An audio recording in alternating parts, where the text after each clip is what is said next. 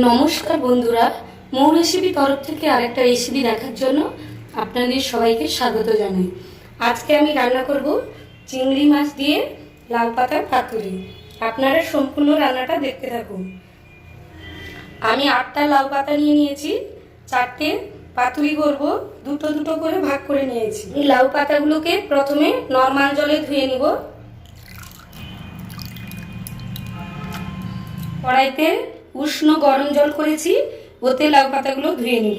দুটো দুটো করে রেখেছি লাউ পাতাগুলো।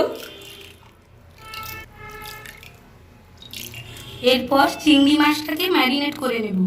প্রথমে লবণ দিয়ে দিব, হলুদটা দিয়ে দিব, কুচিয়ে রাখা পেঁয়াজ আর কুচিয়ে রাখা লঙ্কা দিয়ে দিব, বেটে রাখা পেঁয়াজ দিয়ে দিব, গ্রেট করে রাখা টমেটো দিয়ে দিব, গ্রেট করে রাখা আদা দিয়ে দিব, অল্প সর্ষে বাটা দিয়ে দিব। এরপর লঙ্কা গুঁড়ো দিব, জিরে গুঁড়ো দিব, ধনে গুঁড়ো দিব আর সাথে সর্ষের তেল দিয়ে দিব। এরপর হাত দিয়ে ভালো করে মিশিয়ে নিব। 20 মিনিটের মতো ঢাকা দিয়ে রেখে দিব ম্যারিনেটটা। লাউ পাতাটা যে ধুয়ে রেখেছিলাম, জল সব শুকিয়ে গেছে। আমি এবারে হালকা লবণ দিয়ে দিব পাতাগুলোতে। 20 মিনিট এটাও রেখে দেব। 20 মিনিটের পর ঢাকাটা খুললাম। সব লাউ পাতাগুলো সাজিয়ে দিব এইভাবে। দেখুন, এইভাবে সুন্দর করে সাজিয়ে নিয়েছি 4টে লাউ পাতাতে। এরপর লাউ পাতাগুলোকে মুড়ে নেব ভালোভাবে।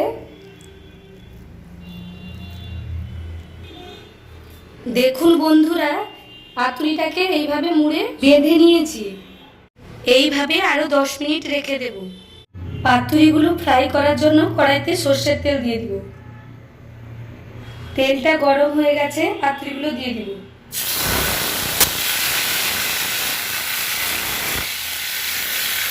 একটু চেপে চেপে দিব পাতুরিগুলো। একদম কম আঁচে সময় নিয়ে ভাজবো। আঁচটাকে একদম কমিয়ে দিলাম। ঢাকা দিয়ে সময় নিয়ে ভাজবো পাতুরিগুলো।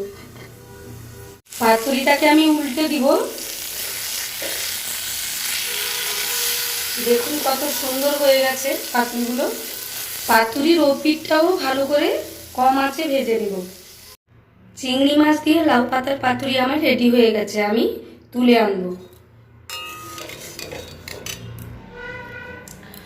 বন্ধুরা, আমার এই রেসিপিটা আপনাদের ভালো লেগে থাকলে তাহলে লাইক, কমেন্ট, শেয়ার করে দেবেন।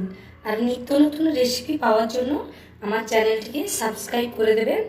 আর ফেসবুক পেজটি আমার ফলো করে দেবেন। ধন্যবাদ।